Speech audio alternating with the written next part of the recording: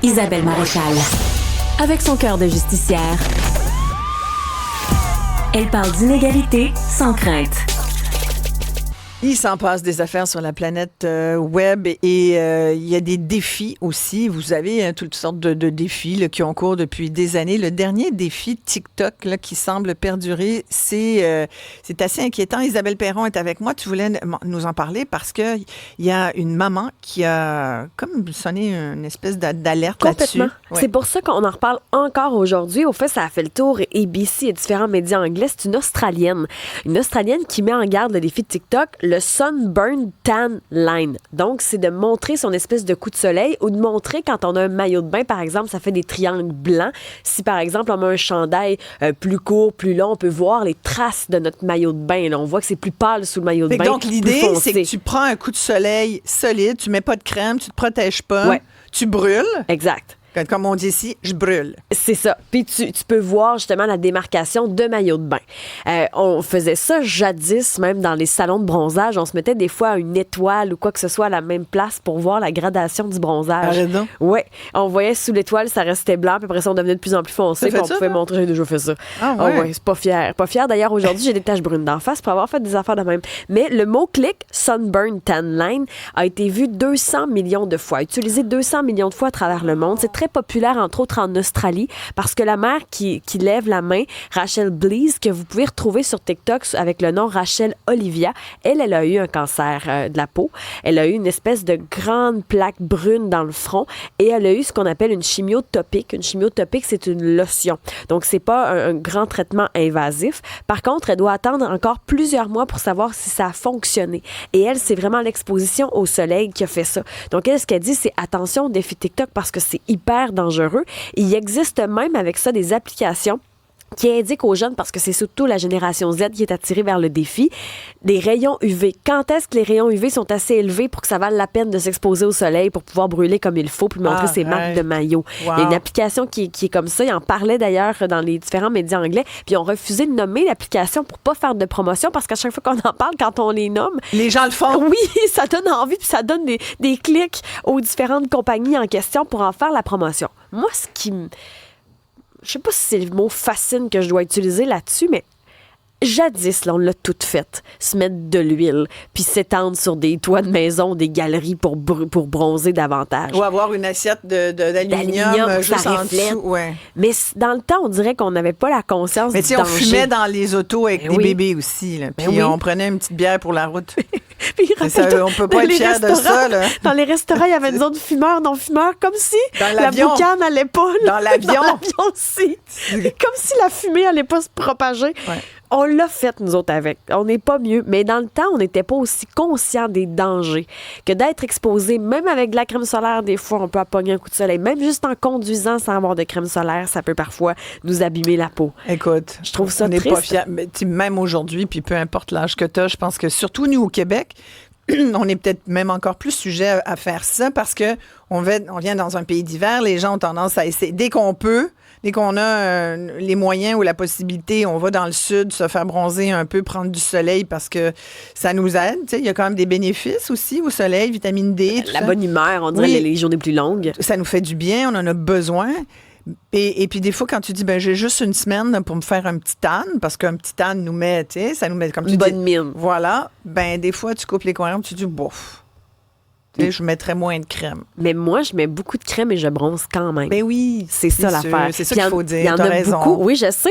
Puis il y en a beaucoup qui font, je l'entends encore souvent, je vais dans les cabines de bronzage juste pour me faire un petit fond. Mais je vais jamais, mais juste avant de partir dans le sud, je vais dans les cabines. Mais ça aussi, le bronzage artificiel, c'est très mauvais pour la peau. C'est avec le nombre de cancers de mélanome dont on entend parler. Écoute, j'ai des chiffres. Là. Pendant que tu parles, je suis allée vérifier au Québec, le nombre de cancers de la peau est passé de 3 000 à 33 000 en 20 ans. La principale cause du cancer de la peau, c'est bien sûr l'exposition aux rayons ultraviolets du soleil.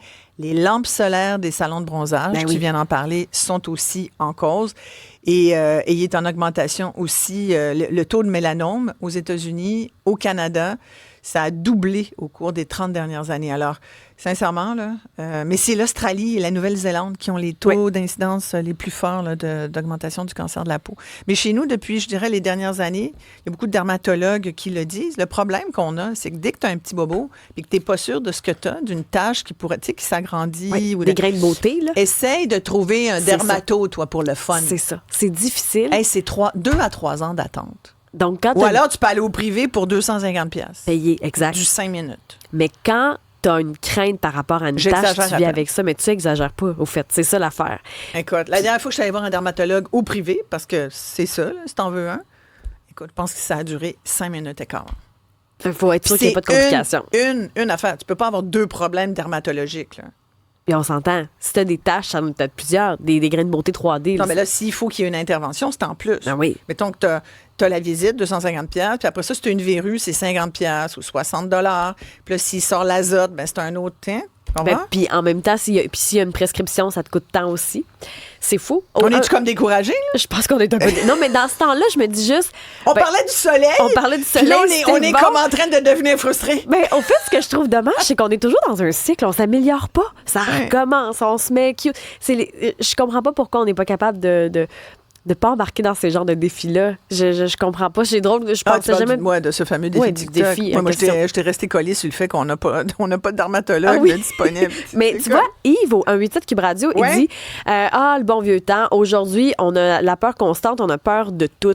Peur du cancer, peur de tout. Yves dit oui, ou on est juste plus conscient peut-être du danger. Je sais pas. Je sais pas. Est-ce qu'on a peur de tout? Quand tu vois c'est pas qu'on a peur de tout, c'est que c'est documenté. T'sais, on connaît tous quelqu'un qui a eu un problème de la peau. Moi, j'ai une amie, écoute, qui avait tendance justement à se faire bronzer, à être souvent au soleil. Mais tu sais, elle se protégeait encore un peu. Bon, mais pas outrance. Elle se met de la 60, là, tu sais. Je me mets pas de la 60, moi non plus, là. Ah, moi, je me mets de la 60. Oui? T'es bonne. Mais c'est parce que moi, j'ai des taches brunes. Moi, j'avoue des fois que Moi, je suis trop complexée par les taches brunes que j'ai dans le visage. Je les ai déjà fait traiter. Après, tu deviens photosensible. Là, il faut que tu sois encore plus protégée. C'est une roue qui tourne. Je me dis non. Là, j'ai déjà été dans les cabines. J'ai déjà pas fait attention. Là, j'ai pris ma leçon. Donc, souvent, quand je reviens d'un pays, justement, du Sud, ça paraît pas. Parce que je mets de la crème solaire, des casquettes. Je peux bronzer un peu les bras, mais je fais vraiment attention. Mais tu le vois de plus en plus sur les plages, tu vois des gens qui sont vraiment là, comme habillés. Oui. Puis tu as des vêtements solaires maintenant, des vêtements de plage qui te couvrent solaires. Puis c'est pas des gens forcément religieux, là, c'est vraiment des gens qui se protègent, qui sont tellement devenus photosensibles, qui doivent se protéger des rayons du soleil. Tu sais qu'il y a même des gens qui ont cette maladie-là, qui sont allergiques aux rayons du soleil. Ma grand-mère était allergique au soleil. Elle ne s'exposait jamais. Jamais. Elle avait une réaction cutanée quand elle est exposée au soleil. Wow. Ouais. Puis moi, on dirait que j'ai peur et je suis complexée des taches brunes. Quand je vais faire du paddleboard, je me mets une espèce de chandail long. Il est coloré, là, mais c'est une espèce de chandail d'eau long. Ça m'arrive quand je suis exposée longtemps. Écoute, c'est un très, très bon sujet. Puis on aurait aimé ça avoir un dermatologue pour nous en parler, mais c'est 3 ans d'attente pour une entrevue. Fait qu'on a pris notre ticket. On attend. Dans 3 ans, on aura une entrevue. Dans 3 ans. On en est où avec notre peau? Mais là, ça nous permet, Isabelle, de dire aux gens, faites pas ça. Dites à vos ados de pas faire ça. Puis idéalement, protégez-vous. Et même l'hiver. Ben oui, surtout l'hiver. Ouais, moi, j'avais un ami à l'époque, dermatologue, qui me disait, lui, il se mettait de la crème. Il y en a des heavy. Ça, je dis, mais là, c'est trop. Il se mettait de la crème à l'intérieur de sa maison. Parce qu'il disait que les rayons transpercent les vitres. Mais on le sait jamais, c'est vrai ou c'est pas vrai, ça? Ben, écoute, lui, il croyait dur comme fer. Moi, je me mets pas de la crème en dedans. Mais bon. Si je vais skier, oui, dans le visage. Si vous allez skier, il faut en mettre. Visage, parce qu'avec la réflexion de la neige. Ouais. Mais dans l'intérieur... tu sais, c'est rendu que même, tu sais, les filles qui se font faire des manucures gel, mettez pas vos mains dans la machine. Ça aussi, c'est très mauvais. Bon, ça a l'air qu'il faut qu'on aille à la pause. Moi, ce matin, je suis très indisciplinée. Moi, c'est le temps qui fait ça. La neige, ça a cet effet-là. C'est bien parfait. Stéphanie, merci de Jonquière. Elle utilise l'autobronzant. Ça va avoir un temps. Ça marche. L'autobronzant, puis ça marche. Merci, Steph. Exactement. Je voudrais savoir, c'est quoi votre marque? Ah oui, parce qu'il y en a des moyennes, puis il y en a des très bonnes. Puis il y en a qui sentent pas bon. Ah, c'est vrai. OK, on sort. OK, bye. Jeff a dit, pause.